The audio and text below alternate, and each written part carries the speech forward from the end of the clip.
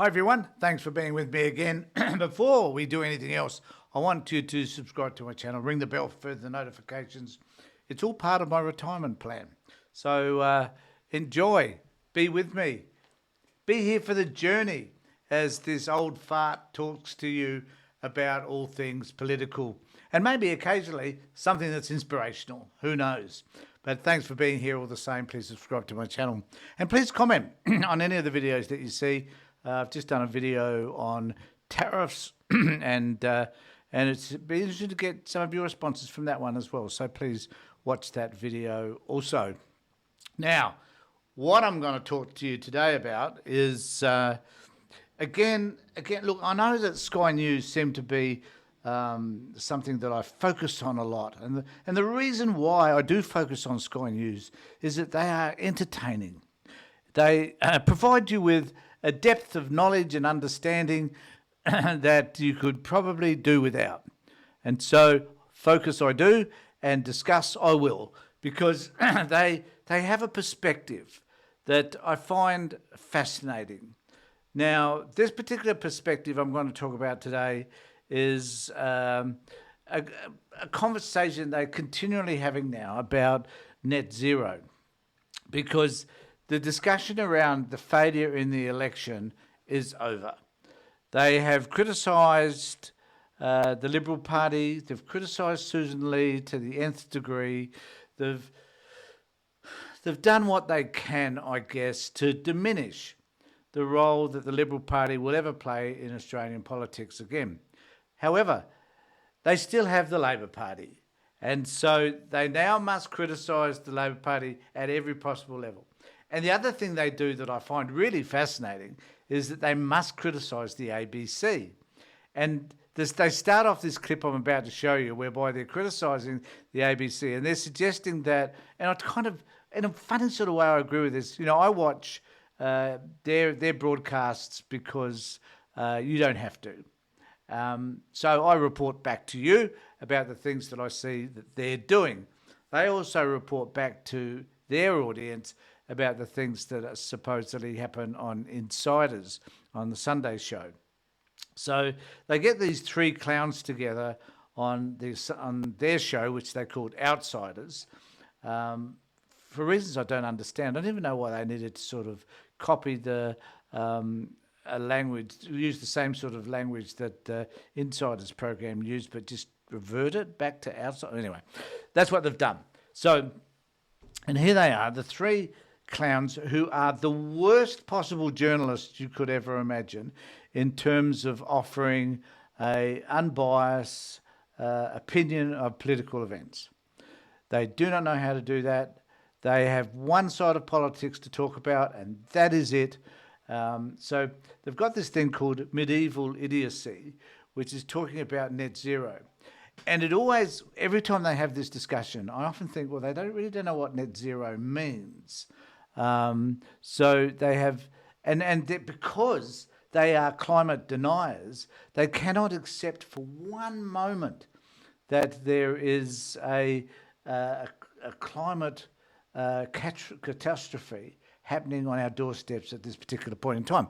Now, watch this. They tried to equate flooding, not equate so much as they try to compare flooding at one level in the world and drought in another, and say that because there's flooding over here and there's a drought over here, therefore there can't be climate change because these two events are diametrically opposed to each other, forgetting for one moment that both are influenced by the climate to start with.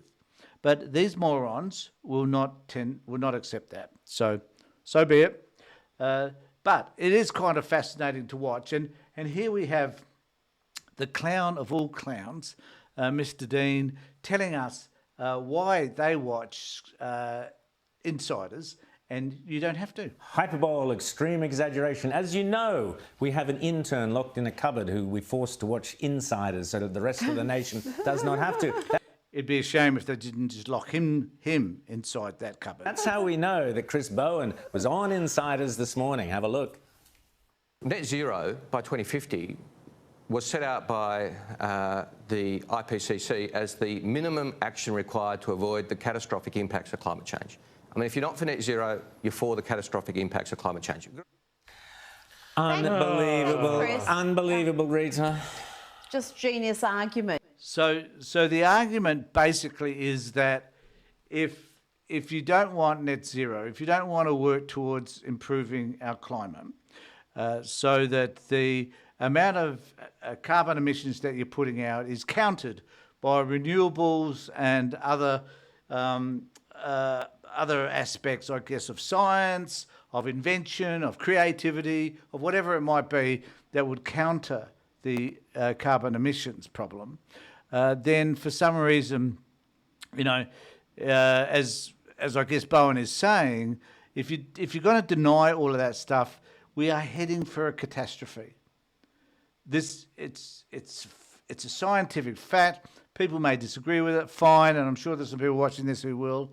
But the reality is that things aren't looking all that crash hot, and at some point we need to do something about it so that the Earth does not heat up to a point whereby there is no return, and that's what we're battling against. And so, but this is their take on it, and their effort to deny anything that's happening in this particular space. If you don't agree with this absolutely insane policy platform, you want the world to end. You want literally the world to end. That's his argument. It's a sort of argument. That's bullshit. Like, no one wants the world to end. What we're doing is we're warning that there is this potential catastrophe lying ahead. No one wants to. Rita's as dumb as anyway. But nevertheless, you make up your own mind about Rita Panahi. But nevertheless, we do not want the world to end. This is not what he's saying. This is the way they construct stuff. They mess around with it to the point whereby they endeavour, I think, to confuse their low IQ, the low IQ people that tend to watch their program. You would get from. Oh my God, I'm watching their program. Please do not comment on that very fact, if you don't mind. 4-year-old child throwing a tantrum. Yeah. Well, it's exactly. non-falsifiable, and it's in bad faith. I mean, this is, saying, there's no discussion with our enemies or opponents because, they just simply want the world to burn. Exactly. It's medieval idiocy. Yeah. A friend of mine just texted me that his electricity bills have doubled this bill to the next one. I know, he's mistaken. It's unbelievable. They've gone down. So if you're They've gone down. Oh, of course they have. Yeah, of course they have. Yes. Well, if you think the world is coming to an end, perhaps Mr. Bowen might explain to us these headlines from The Guardian, Rita.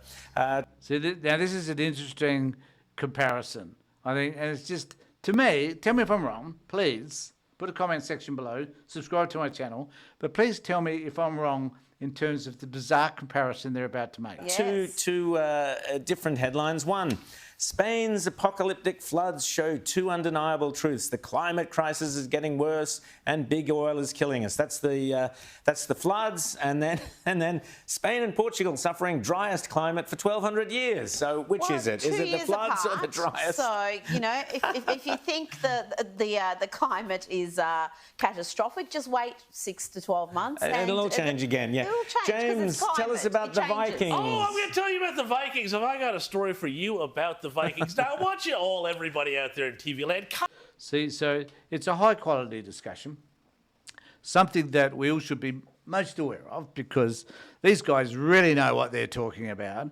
And the interesting thing about the articles they brought up from The Guardian is that is what researchers are saying. Where is their research that would counter any of that? There is none.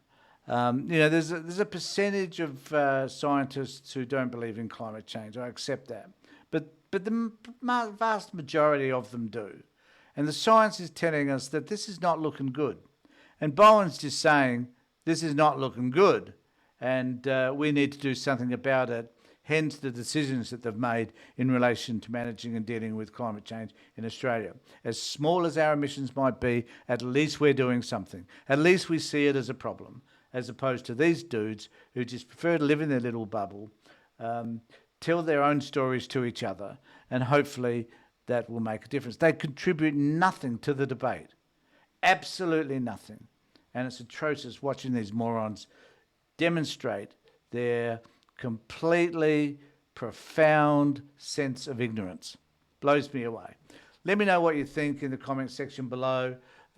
Please remember to subscribe to my channel. Ring the bell for further notifications. Love having a chat to you. And in the meantime, take care, look after yourselves, and more importantly, be safe.